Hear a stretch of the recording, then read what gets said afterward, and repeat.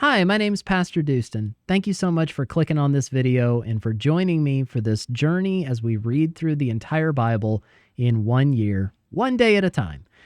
In each of these videos, I'll be reading 3 or 4 chapters. I'm reading out of the ESV. I hope you enjoy this. Like and subscribe for more, and you can expect a new video every morning at 8 a.m. all throughout 2024. Let's get into the reading. God bless you. Exodus chapter 13. The Lord said to Moses, "Consecrate to me all the firstborn. Whatever is the first to open the womb among the people of Israel, both of man and of beast, is mine." Then Moses said to the people, "Remember this day in which you came out of Egypt, out of the house of slavery, for by a strong hand the Lord brought you out from this place. No leavened bread shall be eaten. Today in the month of Abib you are going out. And when the Lord brings you into the land of the Canaanites, the Hittites, the Amorites, the Hivites, the Jebusites, which he swore to your fathers to give you, a land flowing with milk and honey, you shall keep this service in this month. 7 days you shall eat unleavened bread, and on the 7th day there shall be a feast to the Lord. Unleavened bread shall be eaten for 7 days. No leavened bread shall be seen with you, and no leaven shall be seen with you in all your territory. You shall tell your son on that day, 'It is because of what the Lord did for me when I came out of Egypt.' And it shall be to you as a sign on your hand and as a memorial between your eyes, that the law of the Lord may be in your mouth. For with a strong hand the Lord has brought you out of Egypt.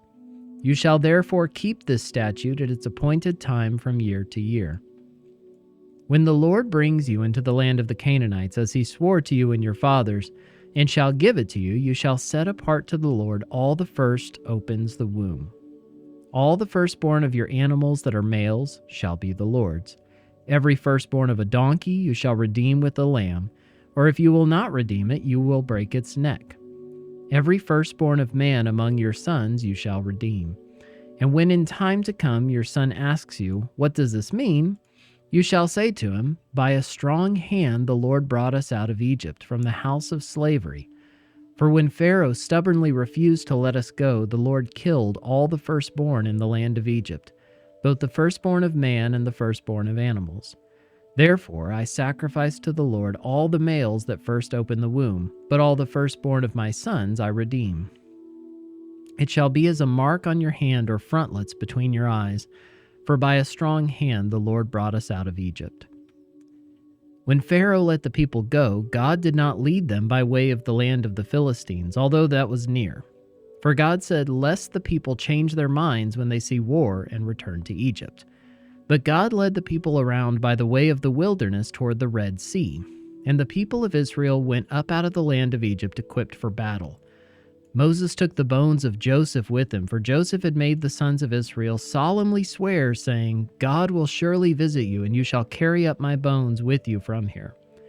And they moved on from Succoth and encamped at Etham, on the edge of the wilderness. And the Lord went before them by day in a pillar of cloud to lead them along the way, and by night in a pillar of fire to give them light, that they might travel by day and by night.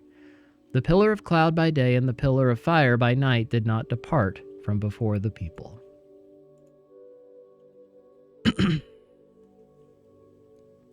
Exodus chapter 14.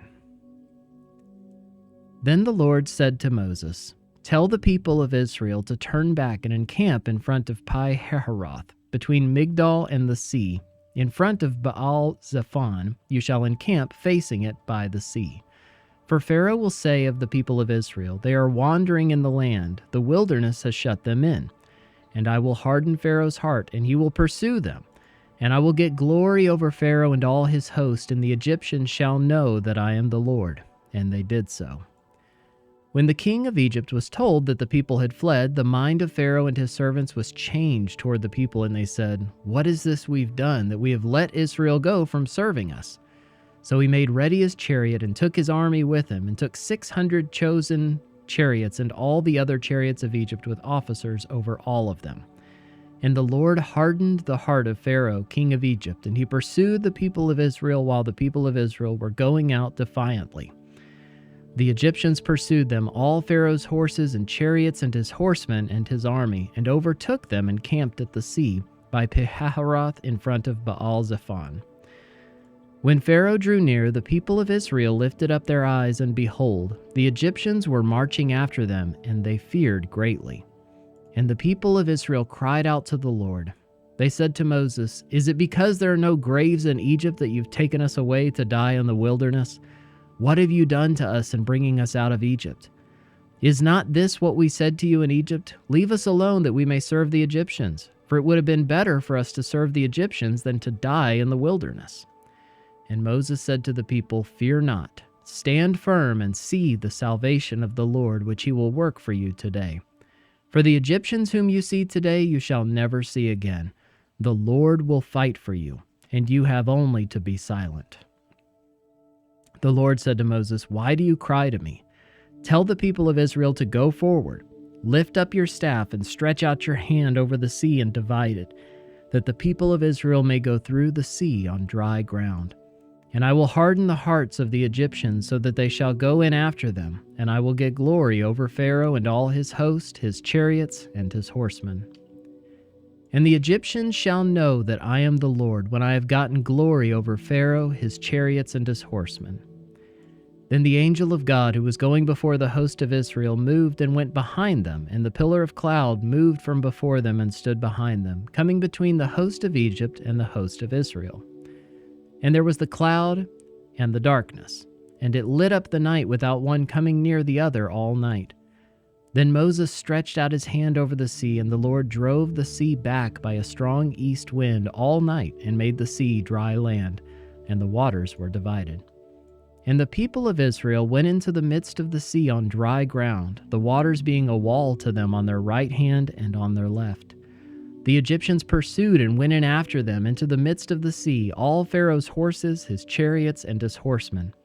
And in the morning watch, the Lord in the pillar of fire and of cloud looked down on the Egyptian forces and threw the Egyptian forces into a panic, clogging their chariot wheels so that they drove heavily.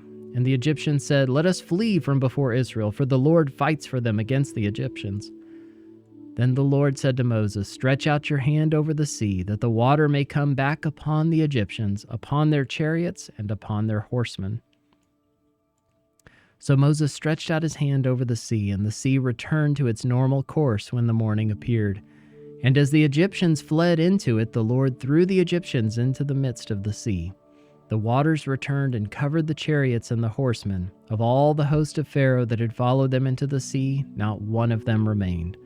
But the people of Israel walked on dry ground through the sea, the waters being a wall to them on their right hand and on their left. Thus the Lord saved Israel that day from the hand of the Egyptians, and Israel saw the Egyptians dead on the seashore. Israel saw the great power that the Lord used against the Egyptians, so the people feared the Lord, and they believed in the Lord and in his servant Moses. Exodus chapter 15. Then Moses and the people of Israel sang this song to the Lord, saying, "I will sing to the Lord, for he has triumphed gloriously. The horse and his rider he has thrown into the sea. The Lord is my strength and my song, and he has become my salvation. This is my God, and I will praise him, my father's God, and I will exalt him. The Lord is a man of war, the Lord is his name. Pharaoh's chariots and his host he cast into the sea, and his chosen officers were sunk in the Red Sea. The floods covered them. They went down into the depths like a stone. Your right hand, O Lord, glorious in power.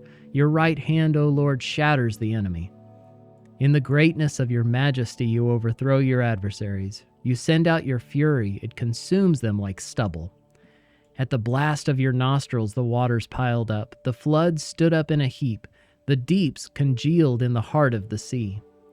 The enemy said, I will pursue, I will overtake, I will divide the spoil, my desire shall have its fill of them. I will draw my sword, my hand shall destroy them. You blew with your wind, the sea covered them, they sank like lead in the mighty waters. Who is like you, O Lord, among the gods? Who is like you, majestic in holiness, awesome in glorious deeds, doing wonders? You stretched out your right hand, the earth swallowed them. You have led in your steadfast love the people whom you've redeemed. You have guided them by your strength to your holy abode. The peoples have heard, they tremble. Pangs have seized the inhabitants of Philistia.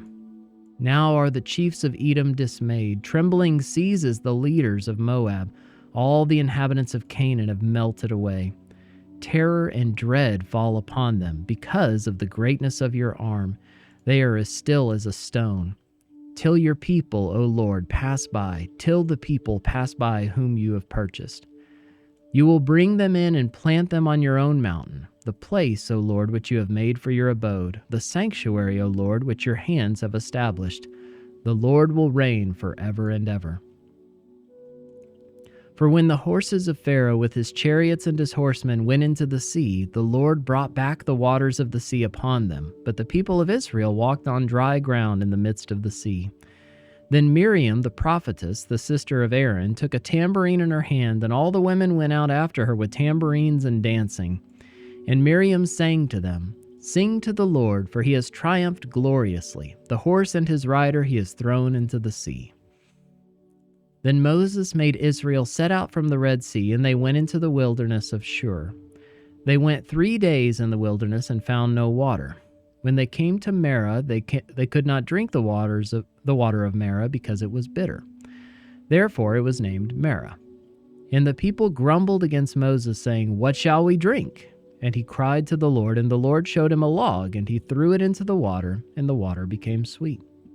There the Lord made for them a statute and a rule, and there he tested them, saying, "If you will diligently listen to the voice of the Lord your God, and do that which is right in his eyes, and give ear to his commandments, and keep all his statutes, I will put none of the diseases on you that I put on the Egyptians, for I am the Lord your healer."